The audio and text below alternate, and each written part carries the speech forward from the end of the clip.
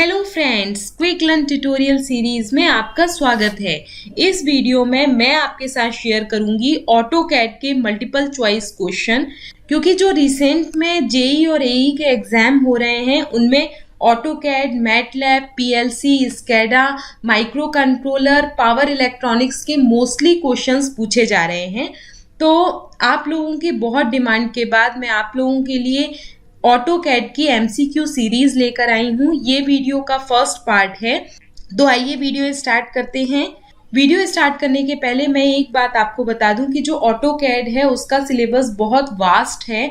ये बेसिकली एक application software है जिसका यूज किया जाता है 3D डिजाइनिंग करने के लिए, किसी भी ऑब्जेक्ट की या किसी भी मटेरियल की। तो इसकी थ्योरी मिल पाना, या ऐसा अगर आप सोच रहे हो कि हमें कहीं थ्योरी मिल जाए, हम उसको रट लें और उससे एमसीक्यू पूछे जाएं, तो ऐसा पॉसिबल नहीं है इसके केस में। ये बेसिकली एक सॉफ्टवेयर है। अगर आपको ऑटोकैड ऑपरेट करना आता है, सॉफ्टवेयर यूज करना आता है, तो आप इसके आंसर इजीली दे पाओगे। नहीं तो यहाँ पे मैं आपको हर क्वेश्चन की जो थ्योरी है वो भी एक्सप्लेन करती जाऊंगी। जितने शॉर्टकट्स हैं, जितनी कमांड है, वो सारी इसमें मैं एक्सप्लेन करूंगी। यानी क्वेश्चन के अलावा मैं एक्स्ट्रा इन्फॉर्मेशन आपको यहाँ पे इतनी सफिशिएंट प्रोवाइड करूंगी कि आपको मोस्टली सारे क्वेश्चन ऑटोकैड के बन जाएं।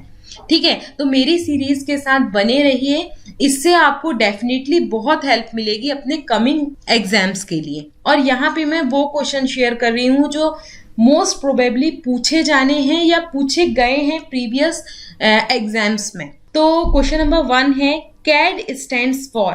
कैड का फुल फॉर्म क्या होता है? तो हमें मालूम है कंप्यूटर एडेड डिजाइन इसका फुल फॉर्म है। डी इसका करेक्ट आंसर है। अब ये कैड होता क्या है? तो यहाँ पे बेसिकली जो कंप्यूटर एडेड डिजाइन है, जैसा कि मैंने आपको बताया, ये एक एप्लीकेशन सॉफ्टवेयर है जिस ऑटोकैड बेसिकली यूज करते हैं हमारे इंजीनियर्स, आर्किटेक्ट्स, कंस्ट्रक्शन मैनेजर्स। ये सारे लोग इस सॉफ्टवेयर का यूज करते हैं किसी भी ऑब्जेक्ट की, किसी भी मटेरियल की डिजाइनिंग करने के लिए। ये बेसिकली डेवलप किया गया था दिसंबर 1982 में। नेक्स्ट क्वेश्चन नंबर 2 है, व्हाट इज कैड? कैड क्या है? It is a system software. क्या ये एक सिस्टम सॉफ्टवेयर है? It is an application software. क्या ये एक एप्लीकेशन सॉफ्टवेयर है? It is a hardware. क्या ये हार्डवेयर है? It is neither hardware nor software. ना ये हार्डवेयर है ना ये सॉफ्टवेयर है। इनमें से कौन सा ऑप्शन सही है कैड के लिए? तो कैड, जैसा कि मैंने अभी आपको बताया, कि एक एप्लीकेशन सॉफ्टवेयर होता है जिसका यूज किया जाता है 2D और 3D डिजाइनिंग करने के लिए किसी भी मटेरियल ऑब्जेक्ट की। ये इलेक्ट्रिकल इंजीनियर्स या हमारे सिविल इंजीनियर्स यूज करते हैं इस सॉफ्टवेयर को।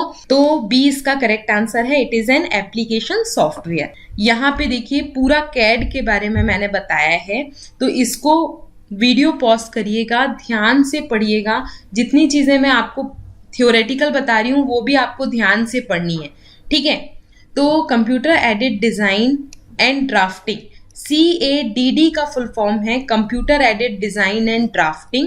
बेसिकली एक एप्लीकेशन सॉफ्टवेयर है। ये डील करता है डिजाइनिंग से या ड्राफ्टिंग से किसी भी ऑब्जेक्ट या मटेरियल की। मैंने आपको बताया था 3D डिजाइनिंग करनी है किसी भी मटेरियल या ऑब्जेक्ट की, तो हम कैड सॉफ्टवेयर का यूज करते हैं। ये हमारे आर्किटेक्ट यूज करते हैं, हमारे इलेक्ट्रिकल इंजीनियर्स यूज करते हैं आइसोमेट्रिक व्यू पाने के लिए, यानी 3D व्यू पाने के लिए किसी भी ऑब्जेक्ट का। या हम कह सकते कंप्यूटर एडेड डिजाइन और ड्राफ्टिंग सॉफ्टवेयर है वो एक ई कंपास है जिसका हम यूज फील्ड में कर सकते हैं, इंडस्ट्रीज में कर सकते हैं, किसी भी डिजाइनिंग के लिए या आर्किटेक्चर को बनाने के लिए। तो बी इसका करेक्ट आंसर है। नेक्स्ट क्वेश्चन नंबर 3 है, AutoCAD was developed by. AutoCAD किसने डेवलप किया था? तो सी इसका करेक्ट आंसर है। ऑटोकैड डेवलप किया था ऑटोडेस्क ने। नेक्स्ट क्वेश्चन नंबर 3 है, AutoCAD was developed by. AutoCAD किसने डेवलप किया था? तो ऑटोकैड डेवलप किया था, it is developed by Autodesk. Autodesk ने डेवलप किया था इसको, तो सी इसका करेक्ट ऑप्शन है। उसके अलावा 1982 में ऑटोकैड डेवलप किया गया, दिसंबर 1982 में।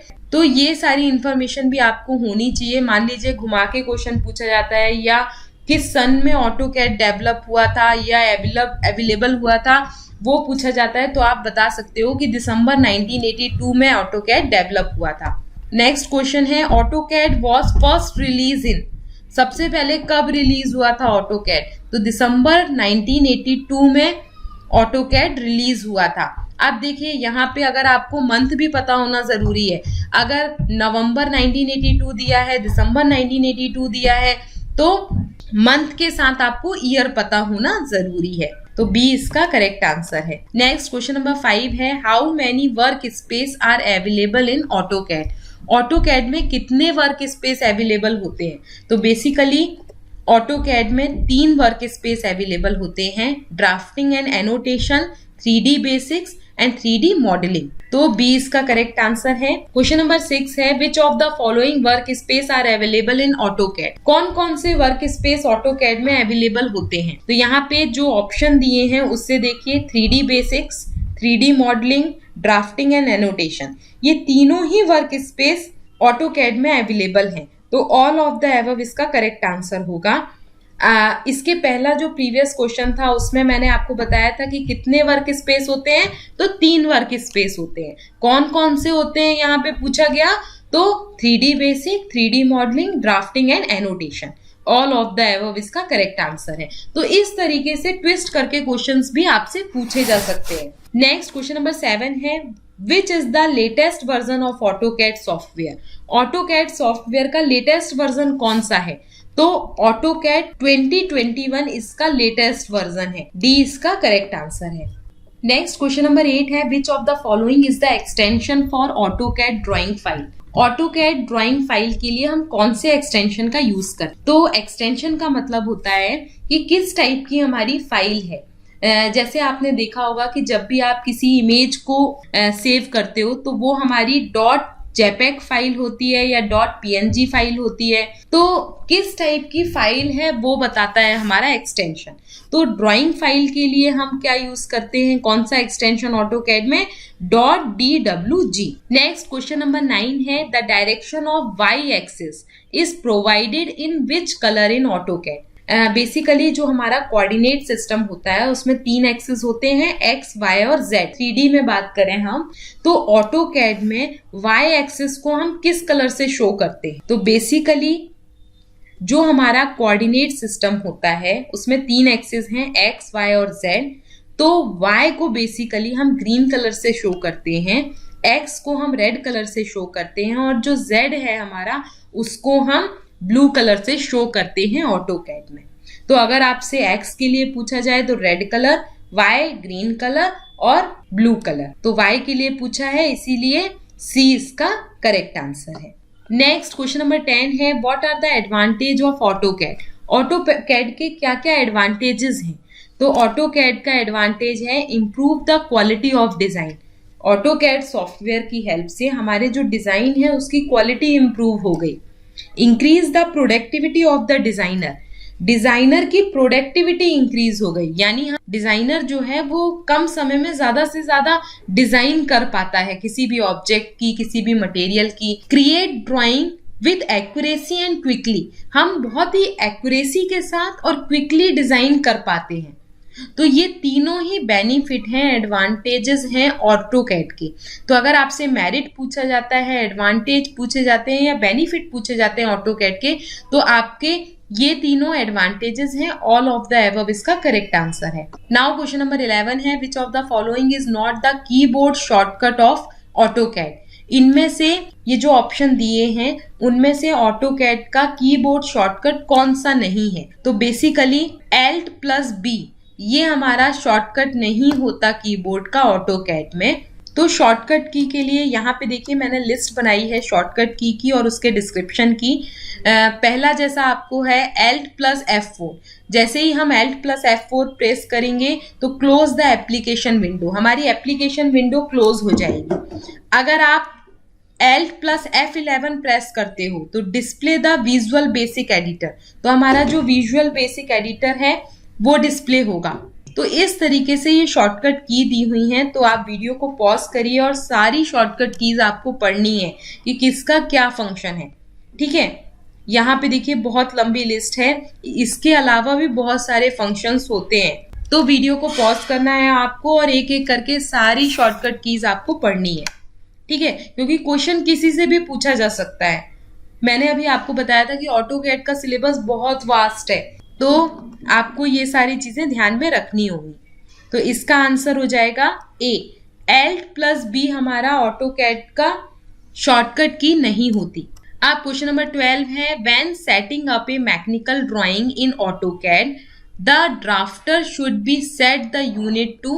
अगर हम कोई मैकेनिकल ड्राइंग कर रहे हैं ऑटोकैड में, तो ड्राफ्टर की हम कौन सी यूनिट सेट करते हैं? डेसिमल यूनिट को हम सेट करते हैं। तो बी इसका करेक्ट आंसर है। जैसा कि मैंने आपको बताया, ये सॉफ्टवेयर बेसिकली मैकेनिकल वाले, सिविल वाले और इलेक्ट्रिकल वाले स्टूडेंट्स यूज करते हैं, यानी आर्किटेक्ट यूज करेगा या फिर इलेक्ट्रिकल इंजीनियर यूज करेगा या मैकेनिकल इंजीनियर यूज करेगा। तो जब भी मैकेनिकल ड्राइंग करनी होती है ऑटोकैड में, तो हम ड्राफ्टर को सेट करते हैं डेसिमल में। नेक्स्ट क्वेश्चन नंबर 13 है, by which of the following command you can draw a rectangle in AutoCAD. हम किस कमांड की हेल्प से ऑटोकैड में रेक्टेंगल ड्रॉ करते हैं? ये एक सॉफ्टवेयर है, तो हमें कमांड देनी पड़ेगी रेक्टेंगल को, सर्किल को ड्रॉ करने के लिए। तो किस कमांड की हेल्प से हम करेंगे? तो यहाँ पे कि REC कमांड की हेल्प से हम रेक्टेंगल ड्रॉ करते हैं, ARC की हेल्प से हम आर्क ड्रॉ करते हैं, POL की हेल्प से हम पॉलीगन ड्रॉ करते हैं और C की हेल्प से हम सर्किल ड्रॉ करते हैं। तो ये सारी हमारी कमांड है, लेकिन रेक्टेंगल को ड्रॉ करने की REC कमांड है। यहाँ पे मैंने सारे शॉर्टकट और कमांड्स दिए हुए हैं और उसके डिस्क्रिप्शन दिए हैं, तो आप वीडियो को पॉज करिए और इन कमांड्स को भी आप रट लीजिए, क्योंकि कोई भी क्वेश्चन आपसे पूछा जा सकता है। अगर सर्किल क्रिएट करना है तो कौन सी कमांड यूज करना है, अगर कोई ब्लॉक क्रिएट करना है तो कौन सी कमांड यूज करना है, अगर हमें मल्टीपल पैरेलल लाइन बनानी है तो हम कौन सी कमांड का यूज करेंगे। तो ये देखिए, मल्टीपल पैरेलल लाइन क्रिएट करने के लिए हम M लाइन कमांड का यूज करते हैं। तो इस तरीके से मैं सारी तो आपको एक्सप्लेन नहीं कर पाऊंगी, आप वीडियो को पॉज करिए और ध्यान से पढ़िए। क्वेश्चन नंबर 14 है, the object should be selected by dash for stretching any object in AutoCAD. हम किसी भी ऑब्जेक्ट को सेलेक्ट करने के लिए किस ऑब्जेक्ट को स्ट्रेच करते हैं ऑटोकैड में? तो बेसिकली हम क्रॉस विंडो सिलेक्शन की हेल्प से किसी भी ऑब्जेक्ट को स्ट्रेच कर सकते हैं ऑटोकैड में। अब यहाँ पे देखिए, अगर हमें ऑब्जेक्ट को स्ट्रेच करना है तो हमें कौन कौन सी स्टेप्स को फॉलो करना है वो यहाँ पे दिया हुआ है। Click home tab, modify panel stretch. सबसे पहले होम टैब में जाइए, उसके बाद उसमें मॉडिफाई पैनल स्ट्रेच में जाइए। वहां पे आपको ऑब्जेक्ट्स मिलेंगे, उसको ऑब्जेक्ट को सेलेक्ट करिए। क्रॉसिंग विंडो सिलेक्शन की हेल्प से हम किसी भी ऑब्जेक्ट को स्ट्रेच कर सकते हैं, ठीक है। तो सी इसका करेक्ट आंसर है। क्वेश्चन नंबर 15 है, which of the following state grid is used to design prospective. AutoCAD में कौन से स्टेट ग्रिड का हम यूज करते हैं प्रोस्पेक्टिव डिजाइनिंग के लिए? यहाँ पे प्रोस्पेक्टिव का मीनिंग क्या है? तो प्रोस्पेक्टिव मतलब होता है कि कोई भी पर्सन, चाहे वो आर्किटेक्ट हो या आपका इलेक्ट्रिकल इंजीनियर हो, चाहे आपका सिविल इंजीनियर हो, कोई भी पर्सन अगर किसी ऑब्जेक्ट की डिजाइनिंग कर रहा है तो वो उसको किस दृष्टिकोण से देखेगा, किस एंगल से देखेगा, किस डायरेक्शन से देखेगा, वो कहलाती है प्रोस्पेक्टिव डिजाइनिंग। तो वो बेसिकली उसके 3D व्यू को देखता है और 3D व्यू को हम कहते हैं आइसोमेट्रिक व्यू, ठीक है। तो यहाँ पे देखिए, जब भी हम कोई ऑब्जेक्ट डिजाइन करते हैं तो हम उसका फ्रंट व्यू देख लेते हैं, टॉप व्यू देख लेते हैं, साइड व्यू देखते हैं, और जो प्रोस्पेक्टिव डिजाइनिंग के लिए हम उसका पूरा का पूरा 3D व्यू देखते हैं, तो वो कहलाता है हमारा आइसोमेट्रिक व्यू। तो ए इसका करेक्ट आंसर है। तो ये टोटल ऑटोकैड के 15 MCQ क्वेश्चंस हैं। ये क्वेश्चन बहुत इंपॉर्टेंट हैं आपके आने वाले कॉम्पिटिटिव एग्जाम्स के लिए, क्योंकि इनमें से बहुत सारे क्वेश्चन ऑलरेडी पूछे गए हैं प्रीवियस एग्जाम में और इसमें आपका बेसिक भी इंक्लूड है। इसी तरह के और MCQ क्वेश्चन की सीरीज में आपके लिए लेकर आऊंगी। इसके साथ साथ आप PLC, SCADA, micro controller, micro processor, power electronics के थ्योरी लेक्चर मेरे ज़रूर देखिएगा, क्योंकि उनमें से बहुत सारे क्वेश्चंस पूछे जाते हैं। उसके अलावा मैंने बहुत सारी MCQ सीरीज डाली हैं, तो वो भी आप ज़रूर पढ़िएगा। और इसके साथ साथ ऑटोकैड और मैटलैब के मैं बहुत सारे एमसीक्यू क्वेश्चन की सीरीज आपके साथ शेयर करूंगी और मेरी वेबसाइट में ज़रूर विजिट करिएगा, क्योंकि यूपीपीसीएल जेई का जो अभी सितंबर का एग्जाम हुआ था उसके 2 शिफ्ट के पेपर मैंने वहां ऑलरेडी अपलोड कर दिए हैं और आगे और पेपर में धीरे धीरे अपलोड करूंगी। वेबसाइट का लिंक मैं यहाँ पे डिस्प्ले कर रही हूँ www.quick-learn.in। तो stay connected, keep watching and keep sharing my videos and website. Bye bye.